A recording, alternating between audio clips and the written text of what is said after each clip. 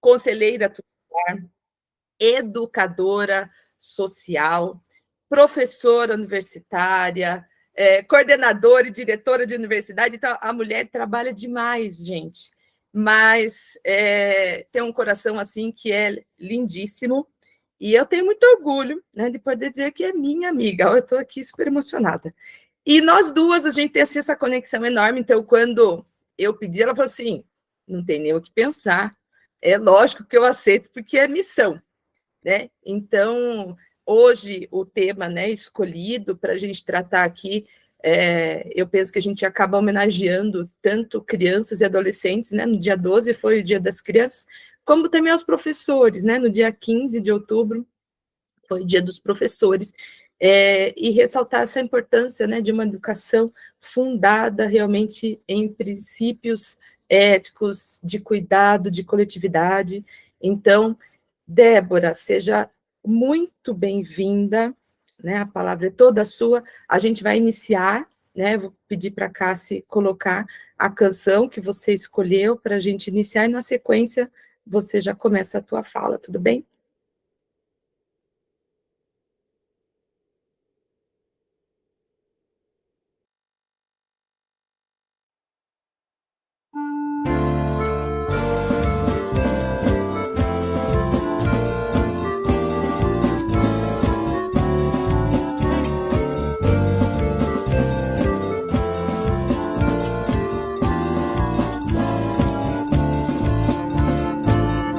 Estou fazendo se sou cristão, se Cristo deu-me o seu perdão? Há muitos pobres sem lar, sem pão, há muitas vidas sem salvação. Meu Cristo veio para nos remir, o homem todo sem dividir, não só a alma do mal salvar, também o corpo ressuscitar. Meu Cristo veio para nos remir, o homem todo sem dividir, não só a alma do mal salvar, também o corpo ressuscitar. Há muita fome no meu país, há tanta gente que é infeliz, há criancinhas que vão morrer, há tantos velhos a padecer, milhões não sabem como escrever, milhões de olhos não sabem ler, nas trevas vivem sem perceber que são escravos de outro ser. Aos poderosos eu vou pregar, a todo homem vou proclamar que a injustiça é contra Deus e a vil miséria insulta aos céus. Aos poderosos eu vou pregar, a todo homem vou proclamar que a injustiça é contra Deus e a vil miséria insulta o céu.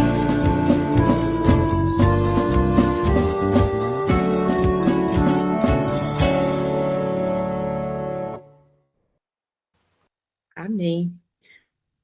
Vou colocar aqui o PowerPoint, Débora, daí você já Eu posso... quiser iniciando a sua fala, fica à vontade. Tá, eu acho que fazer primeiro um agradecimento de estar aqui com vocês, né?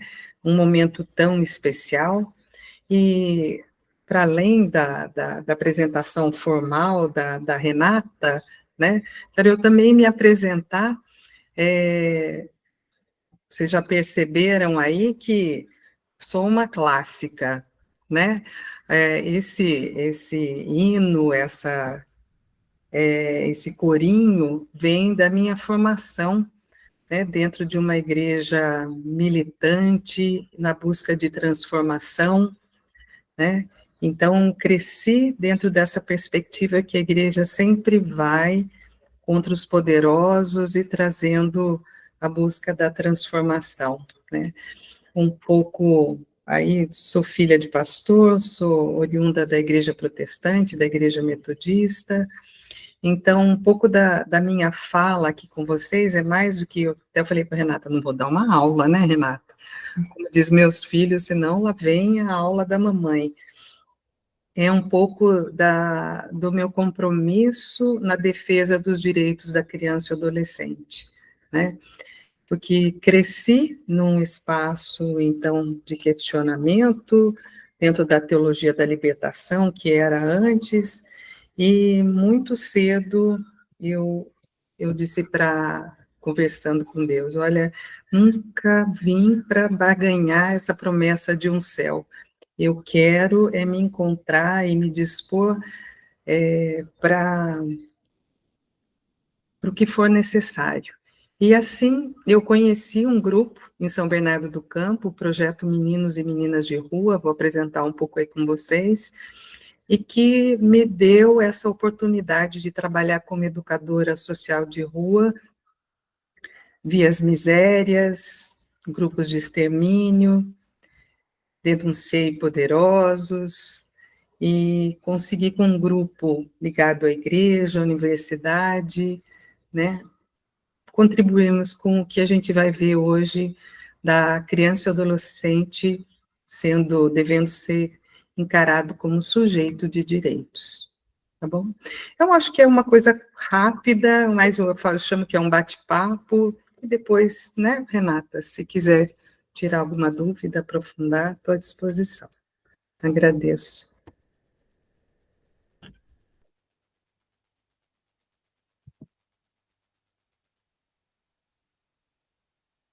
Deixa eu consertar aqui, que acho que não está aparecendo bem para vocês, né? A apresentação. Deixa eu ver aqui. Só um segundinho. Tá. Deixa eu ampliá-la aqui.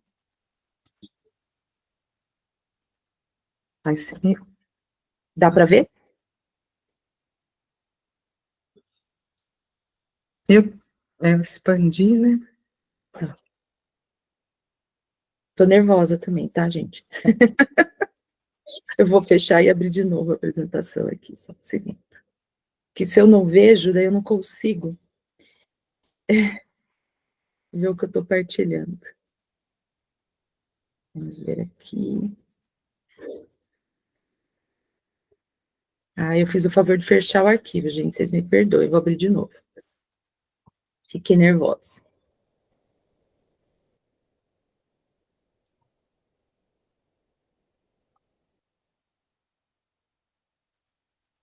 Bom, então eu mando para a Cássia aqui, acho que vai ficar mais fácil, só um segundinho.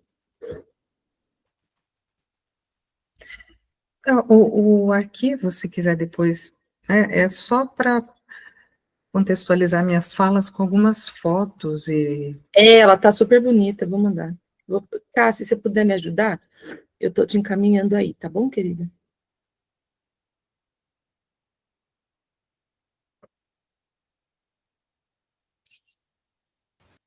Débora, se quiser iniciar a fala dela, já vai, na sequência, coloca para você, tá bom? Tá bom, tá joia. Bom, a ideia que eu pensei é que quando a gente fala, né, em criança e adolescente, vocês verem como eu e a Renata estamos conectadas, né?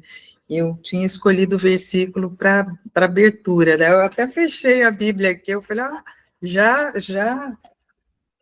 iniciou aí. Então, eu pensei nisso, falar de criança e adolescente como sujeito de direitos, né? Com mais de 30 anos de Estatuto da Criança e Adolescente, para alguns, isso fica até muito tranquilo, né? Falar, nossa, da onde surgiu essa ideia?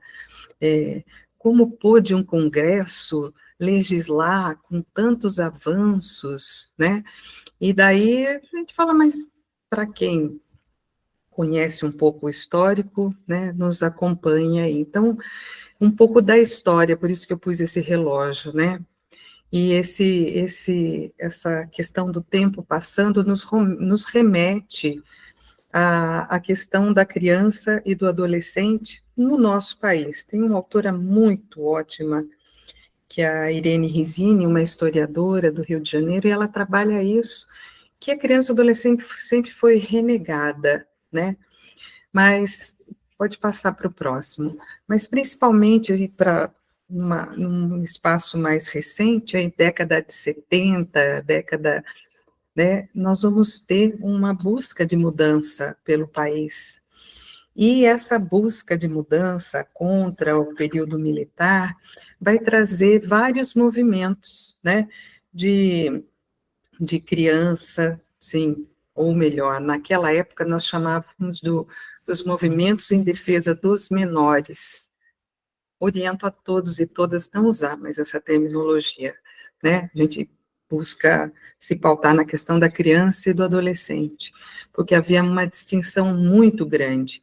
Criança e adolescente eram os filhos, né, da classe média, da família margarina, e aqueles e aquelas, né, que tinham seus pais separados, abandonados, ou acusados de algum ato infracional, eram chamados de menores. Então, como a gente busca, né, se afastar de estigmas, criança e adolescente.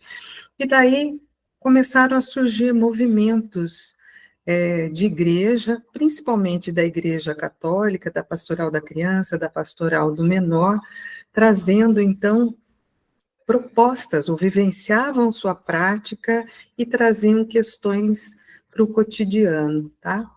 Então, em 78, aí nós temos, né, a Pastoral do Menor, né, se colocando à frente, e uma grande referência, né, para mim também, e no âmbito nacional, é o Movimento Nacional de Meninos e Meninas de Rua. Esse movimento existente no Brasil todo, né, começou também a se posicionar frente à legislação e o tratamento, né, designado, então, principalmente as crianças empobrecidas, os chamados menores. Daí você pode passar o próximo, por favor? E quando se fala nesses movimentos sociais, né, e principalmente a questão do movimento de criança e adolescente, nós vamos vê-los assim intimamente ligados à questão da busca, né, da democratização. Era muito, muito comum nós vemos a participação desses grupos nas diretas já, né, discutindo isso nas sociedades de jovens. Então, isso foi de grande importância, tanto nessa parte da redemocratização, também como construção de novos direitos. Pode passar o próximo? Eu até comentei com a Renata e uso um pouco dessas imagens em sala de aula, que quando a gente fala, né, mas puxa vida, criança e adolescente participando, indo para a rua, questionando, né? Hoje, nos dias de hoje, a gente quase nem consegue conceber isso. Então, algumas dessas imagens mostram isso, né? Eu acho que essa é lá no Nordeste, então é um grupo grande, porque esses movimentos sociais, esses grupos das igrejas faziam discussões sobre a realidade de cada desses meninos e meninas. E sim, ocupavam as ruas com essa finalidade, questionar e exigir melhorias para toda criança e adolescente, sem discriminação. Você pode passar a próxima, por favor? Pulou uma. Isso. Não. Tá certo, sim. Tinha pulado outra. Era só para ver, olha, aqui, a número 4 ali, é década de 70 ali. As roupinhas típicas, né? Então, pronto, só para a gente visualizar. E da próxima, daí aí no 6, nós vamos ver que esses movimentos, e principalmente o movimento de meninos e meninas de rua, Pastoral do Menor, a própria OAB naquele período, exigiram essas transformações e nós vamos ter aqui a criação de uma Frente Nacional de Defesa dos Direitos da Criança e Adolescente. E o que é mais interessante, isso não estavam só nos espaços de poder, né? Eles começaram a ocupar as ruas, as igrejas, as praças. Isso foi maravilhoso, foi fantástico. Eu falo isso porque eu estava lá. Então, você levar para uma criança e um adolescente a proposta, estou até pulando ali, o que você gostaria de ver na nova lei? Se vocês fossem crianças agora e perguntassem, né, dentro do contexto anterior, o que vocês gostariam de ver como garantia de direitos na próxima lei? Alguém quer sugerir? Podem usar aqui o chat. Ninguém? Esqueceram como é ser criança?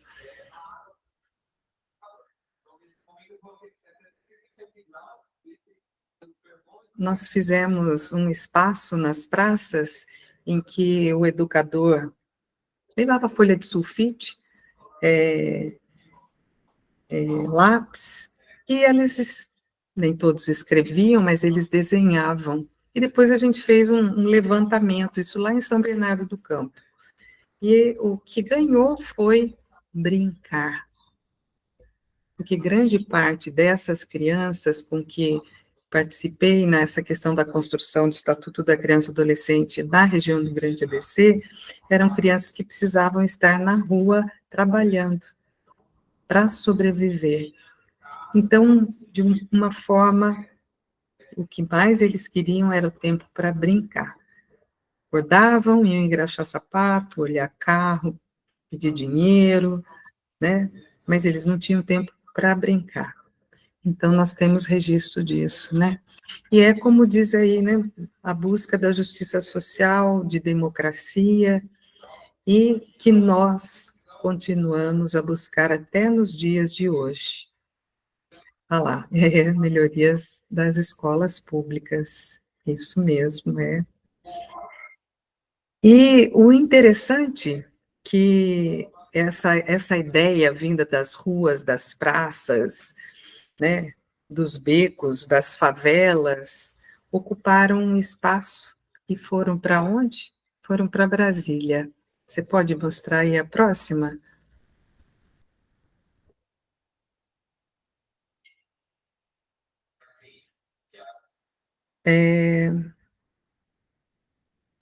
Então, aí é uma ida de crianças e adolescentes do Brasil todo, indo de ônibus para Brasília, para levar a proposta do que a gente chama da emenda constitucional, e resultou no artigo 227 e 228 da Constituição.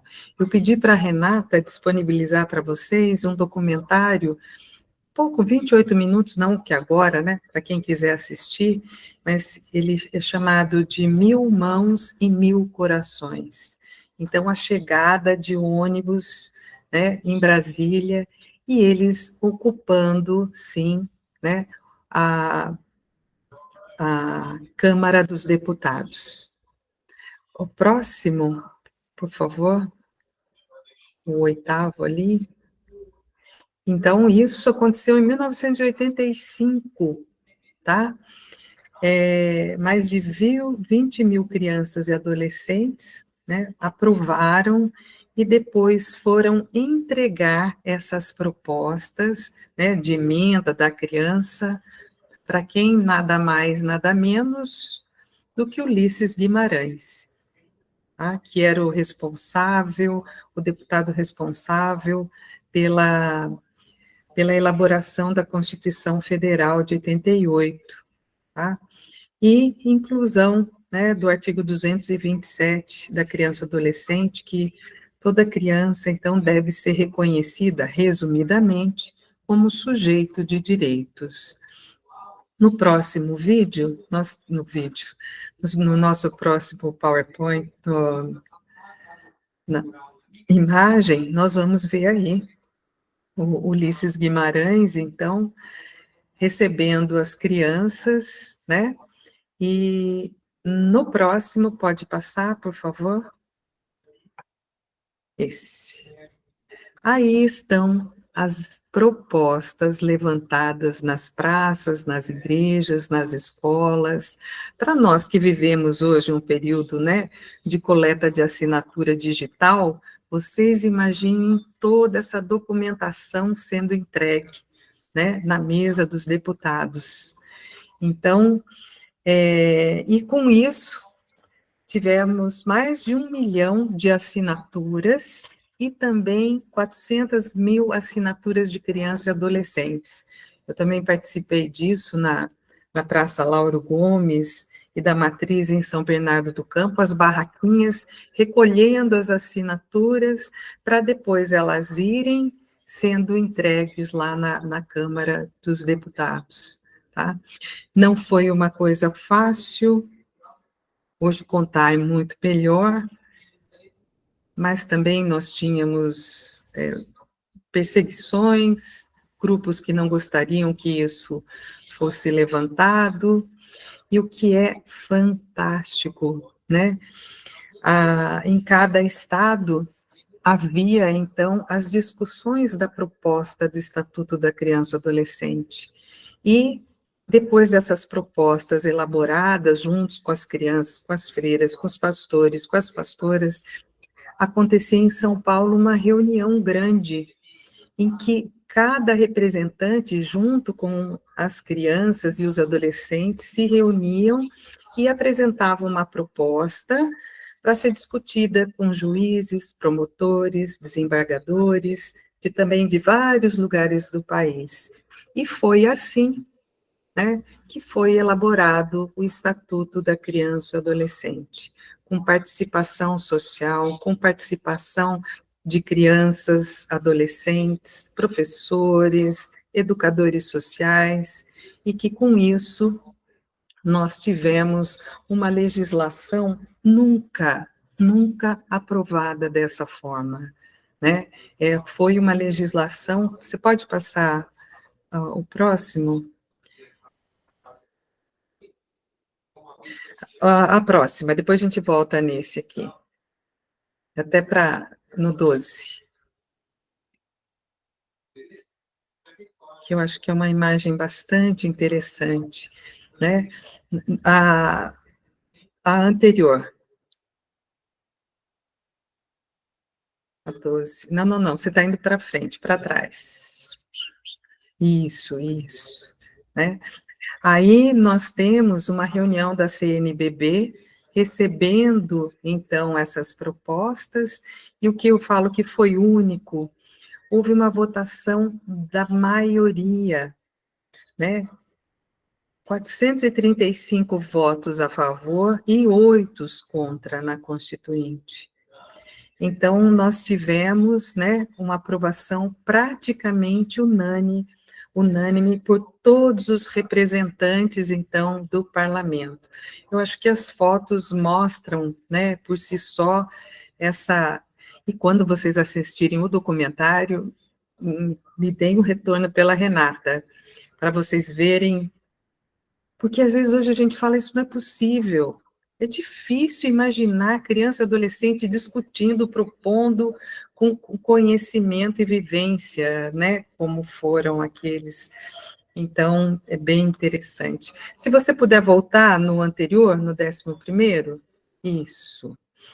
Então, eu dei maior ênfase ao Movimento Nacional de Meninos e Meninas de Rua, Pastoral do Menor, mas nós tivemos essa frente nacional, né, de defesa dos direitos da criança e adolescente, centros de defesa jurídicos, né, várias universidades, a própria Abrápia, né, e a Ordem dos Advogados do Brasil. Tiveram outros também, mas esses podemos identificá-los aí com precisão nessa participação de uma elaboração do Estatuto com 1000 mãos e 1000 corações, tá? Bom, falando da conjuntura nacional, né? Agora a gente passa ali para o 13º, por favor. que é uma imagem, então, de uma menina que participa do projeto Meninos e Meninas de Rua, que é esse grupo que eu comentei com vocês, em qual eu fui educadora social de rua. Esse grupo existe até os dias de hoje, né? Desde 1985 ele atua na região ali do Grande ABC, e hoje está sendo perseguido por suas ações, né? E, como eu disse para vocês, que nós fazíamos, então, discussões com os meninos e meninas. A próxima foto, por favor. Aí está a prova, né, de uma reunião, vários desses meninos eu conheci, né, e que a gente fazia discussões de organização, de participação, assembleias, propostas, inclusive, eu vou mostrar logo para vocês, nós discutimos direitos fundamentais com eles, né. Pode passar a próxima, por favor. Aí também a Igreja Metodista tinha um local de acampamento, né, para os retiros, e uma vez por ano eles nos cediam, e era o período que eles mais gostavam de participar, porque onde tinha piscina, tinha alimento à vontade, mas tinha as regras, né, então, e também tinha toda a discussão de garantia de direitos. Pode passar a próxima, por favor? Aí sou eu, em 89. Cheguei em São Bernardo do Campo em agosto de 88, já era uma advogada, uma jovem advogada, e fiquei assustada, para quem só tinha vivido dentro da igreja, com a miséria, a perseguição, o grupo de extermínio, e isso me moveu, né, a fazer várias lutas, não sozinha. É uma coisa muito importante dizer que o grupo organizado enfrentou várias batalhas, né? E uma grande referência, a Renata conhece, é a pastora Zeni, né? Ela é a primeira pastora ordenada da Igreja Metodista, né? Ainda atuante, está aposentada, mas bastante atuante, e a forma com que ela atuava como pastora, como coordenadora do projeto, de verdade, enfrentando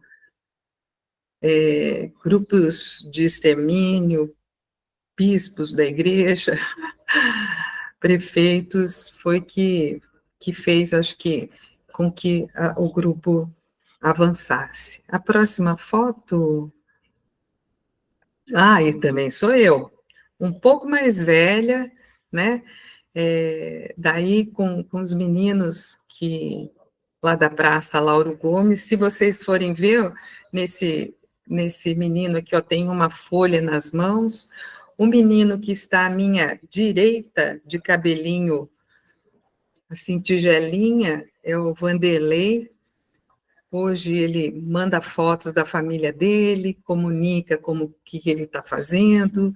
Então, é muito gostoso saber que o nosso trabalho, né, dá frutos. E muitos se foram, mas os que ficaram mantêm um contato importantíssimo. Para mim, E a próxima, como eu comentei com vocês, nós fazíamos oficinas jurídicas, né, o uso popular do direito. Então, mandato de segurança, o que eram direitos fundamentais, em caso de violação, o que fazer, como fazer, né? Nós tínhamos amigos no Rio de Janeiro, lá no Centro de Defesa do Bento Rubião, e eles foram também fazer essa oficina com nossas crianças e adolescentes. Tá? A próxima, por favor. Olha só, esse menino está ali desenhando, porque além de eu falar de direitos da criança e adolescente, eu levava algumas histórias da escola dominical para eles pintarem. E esse menino, que era engraxate, né? Pode passar a próxima. E que também é esse outro aqui, olha aqui, com o crachá do PSOL. Na cozinha solidária. É o mesmo menino. O que está do lado é o Marquinhos, na frente do projeto ainda até hoje, e são frutos que você vê, que se encontram nas lutas das periferias, né? E continuando a transformação. Isso é muito significativo. Por favor, pode passar o próximo.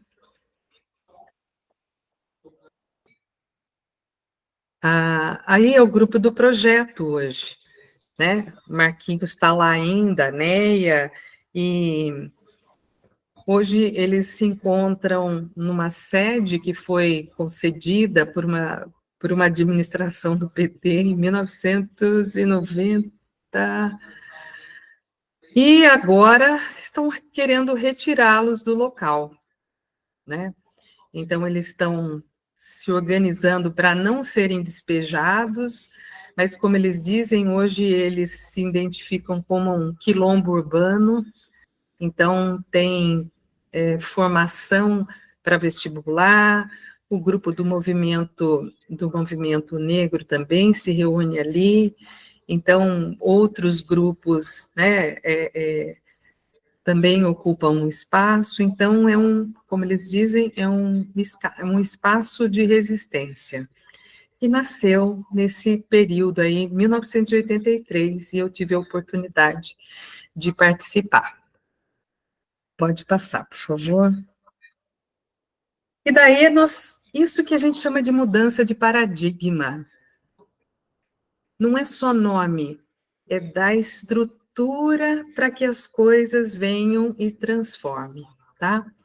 Então, pode passar, por favor. Estamos já encerrando aí.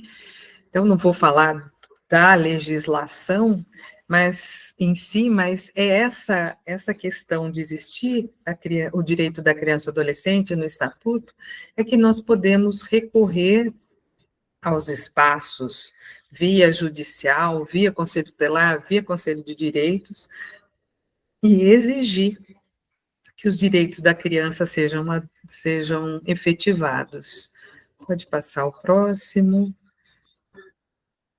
Esse é o artigo 227, que vocês viram, que foi ser colocado lá como na Constituição, com participação da criança ou adolescente. Pode passar, por favor. Aí é o menininho jogando o Código de Menores, que discriminava a questão da criança ou adolescente, né? E traz a proposta de ser para todos, a garantia de todos os direitos, sem distinção. O próximo, por favor. E daí é dever nosso, né, com as futuras gerações, garantir essa questão da criança como sujeito de direitos. Isso é importantíssimo, tá? Pode passar, por favor. A necessidade de ser identificada como prioridade, seja na Constituição, seja no próprio Estatuto, mas também nas convenções internacionais também se fala da questão da criança ou adolescente como prioridade. Pode passar, por favor. Então, hoje a gente fala de direito da criança ou adolescente, não mais de necessidades, né? Então, antes, a criança ou adolescente empobrecido era visto como um feixe de problemas. Então, hoje, a perspectiva é que o Estado, a sociedade, as comunidades se unam para garantir, então, esses direitos. O próximo, por favor. E daí, tudo que é direito do adulto, né, deve ser, então, reconhecido para a criança e adolescente, né? Por isso que eu pus aí uma nova medida de direitos fundamentais. Pode passar. E a nossa perspectiva é colocar as crianças e adolescentes, né, como com todo cuidado para não serem expostos e também não sofrer nenhum tipo de ameaça. Pode ser por ação ou por omissão. E agora, o último, o que é, então, ser sujeito de direitos, né? A criança e o adolescente como sujeito de direitos é reconhecer esse conjunto de direitos e que ela deva ser atendida no seu desenvolvimento pessoal, social, e conseguir alcançar esse potencial, né, desde do seu nascimento e até sempre. É isso, se não falo muito, eu queria mais expor isso para vocês, né, e também, Renata, se for possível, antes de eu encerrar minha fala, e se alguém quiser contribuir com alguma coisa, eu queria nem precisa colocar, eu não sei quem concede a palavra. Sou eu. O que você gostaria, minha querida? A gente pode ouvir aquela última música ou você já quer que a gente abra as falas daí? Eu posso até ler. Pode ser? Vontade. Aí não precisa Okay, ouvir tá ali, tá bom? Uma música clássica aí, mas que também é desse meu período aí. Deus chama a gente para um momento novo, de caminhar junto com o seu povo. É hora de transformar o que não dá mais. Sozinho, isolado, ninguém é capaz. Não é possível crer que tudo é fácil. Há muita força que produz a morte. Gerando dor, tristeza e desolação, é necessário unir o cordão. Por isso vem... Agora eu vou cantar, então. Por isso vem, entra na roda com a gente também. Você é muito importante, por isso vem, entra na roda com a gente também. Você é muito importante, vem. A força que hoje faz brotar a vida habita em nós pela sua graça. É Deus quem nos convida para trabalhar, o amor repartir e as forças juntar. Por isso vem, entra na roda com a gente também. Você é muito importante, vem. Obrigada, Renata, obrigada a vocês por essa oportunidade. Ai, que emoção. Eu nem sou mais suspeita, porque já todo mundo já sabe, mas é sempre, para mim, uma alegria ouvir a Débora, é sempre um aprendizado, e essa temática me emociona demais. Eu fiquei aqui o tempo todo, de ter arrepio em cima de arrepio, era emoção em cima de emoção. Débora, muito obrigada, né? Porque você nem pestanejou, eu falei, é claro, conta comigo, né? Muito disposta, muito obrigada, né? Um carinho realmente receber você aqui.